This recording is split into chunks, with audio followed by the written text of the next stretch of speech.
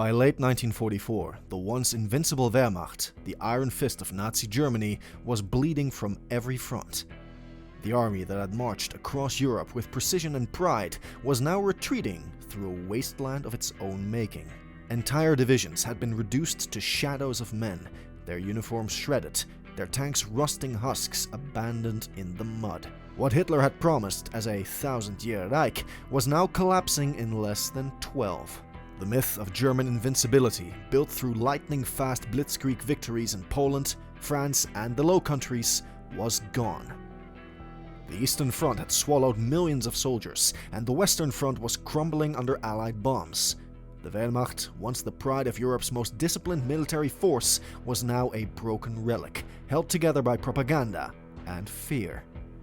Nowhere was the collapse more catastrophic than in the East.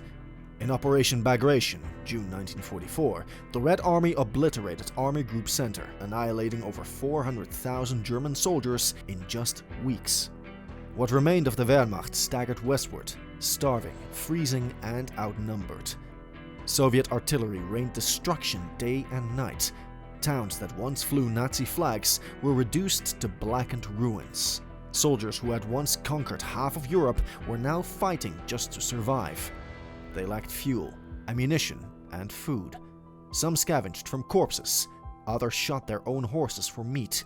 The front lines disintegrated faster than command could reorganize. And as the Soviets advanced, stories of revenge atrocities spread like wildfire. Every retreating soldier knew what awaited them if captured, and it was enough to shatter morale completely. Meanwhile, in the West, the Allies had opened a second wound. On June 6, 1944, D-Day unleashed the largest invasion in human history. Within months, the Wehrmacht was crushed between two unstoppable tides, the Red Army in the east and the combined British-American armies in the west. The Falaise Pocket in August 1944 marked one of the most humiliating defeats for Germany. More than 50,000 German soldiers were trapped and annihilated. Burned-out panzers lined the countryside. Commanders begged for reinforcements that never came. The Luftwaffe was gone. Allied planes ruled the skies. For the first time, German civilians began to doubt what their leaders had promised. They watched from shattered windows as the same Wehrmacht that once paraded through Paris now limped home in tatters. By winter 1944, defeat wasn't a possibility, it was a reality. The Wehrmacht's ranks were filled with teenagers, old men, and wounded veterans pulled from hospitals. Commanders who dared to suggest retreat were executed for cowardice. Propaganda screamed about final victory, but soldiers whispered a darker truth. The Reich was dead. The only question left was how violently it would die. As 1945 dawned, the once mighty Wehrmacht stood surrounded, starving and leaderless. And in the coming months, its destruction would be total and merciless. By early 1945, the Third Reich was dying, but Hitler refused to see it. From his bunker beneath the Chancellery, he still barked out orders to armies that no longer existed. Divisions listed on maps were nothing more than scattered survivors, starving, wounded, and directionless. The Wehrmacht was a ghost army. Germany's cities were unrecognizable. Allied bombings had flattened entire neighborhoods, rail lines were rubble, and millions of refugees flooded the roads. What was once an empire built on conquest had become a graveyard of its own making. Soldiers no longer marched, they stumbled. Trucks ran on fumes. Civilians begged soldiers for food that didn't exist. The invincible Wehrmacht had become what it once mocked, an army of the defeated. In the east, the Red Army was relentless. After years of humiliation and slaughter, the Soviets were coming for vengeance.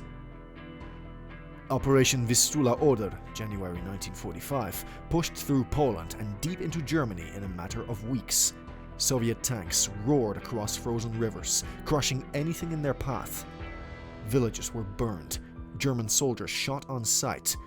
The brutality was mutual, but the Wehrmacht no longer had the strength to fight back.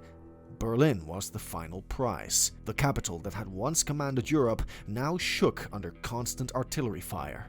The ground trembled. Civilians huddled in basements as shells exploded above them. Every street became a front line, every corner a death trap.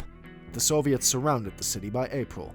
The last defenders, Hitler Youth, old men, and remnants of elite SS units, fought not for victory, but for ideology. Some still believed the Führer had a secret weapon that would turn the tide. Others just wanted to die before the Red Army reached them. Inside the Wehrmacht, discipline collapsed. Soldiers disobeyed orders, deserted in droves, or surrendered to the Western Allies hoping for mercy. Commanders ignored Berlin's frantic radio transmissions. Many high-ranking officers realized it was over and secretly negotiated surrender. For the common soldier, survival became an act of defiance. Across Europe, thousands of Germans were being captured daily. Some Wehrmacht units raised white flags, only to be shot by their own officers. Fear of the SS was greater than fear of the enemy. Those who tried to escape were branded traitors and executed in ditches. The loyalty to the Führer oath had turned into a death sentence. The final battle was chaos incarnate. Soviet forces poured into the city, house by house, room by room. Flamethrowers cleared out bunkers, tanks blasted through apartment blocks, and the last Wehrmacht defenders died in hallways slick with blood. In the ruins above, Hitler's empire was disintegrating. Inside his bunker, the dictator married Eva Braun and prepared to die. Around him, generals committed suicide, officers fled, and soldiers threw down their weapons. By the end of April, the Wehrmacht's high command no longer existed. What remained of the army was scattered, leaderless, and terrified. The Reich was finished. All that was left was surrender or annihilation. On May 8, 1945, the nightmare ended. Across the ruined continent, the guns of Europe finally went quiet. The Wehrmacht, once feared from the Atlantic to the Volga, was no more. What remained of Germany's army lay scattered across battlefields, surrendering in droves. Exhausted soldiers walked toward Allied lines, with white cloths tied to sticks, some barefoot, some still bleeding. They weren't marching anymore, they were simply done. In Reims, France, General Alfred Jodl, representing the German High Command, signed Germany's unconditional surrender. At that exact moment, millions of men ceased to be soldiers and became prisoners.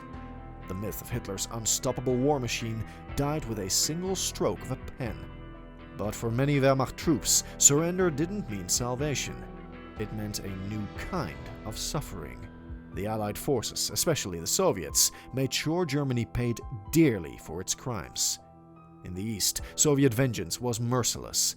Captured German soldiers were beaten, executed, or sent on death marches to prison camps in the frozen interior of Russia. Tens of thousands perished before ever reaching their destination.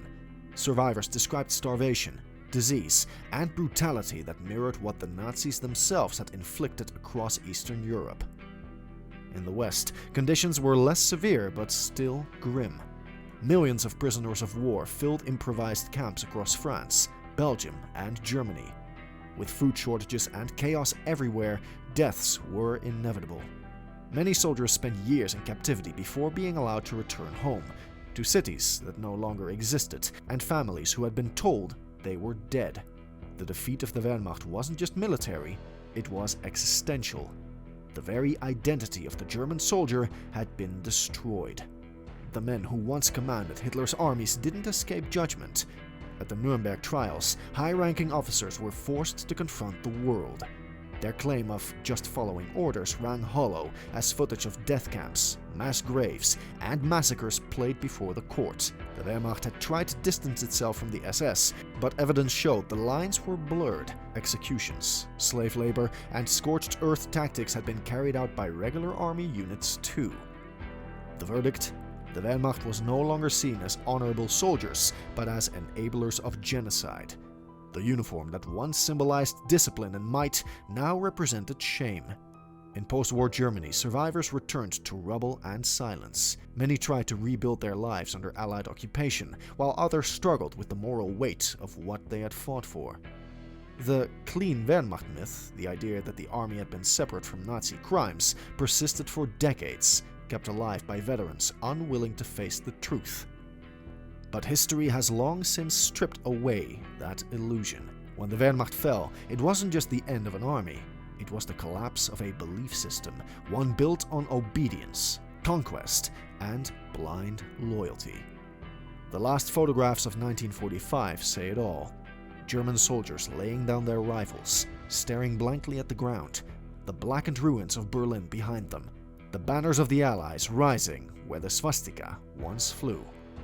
The war they started in arrogance ended in ashes.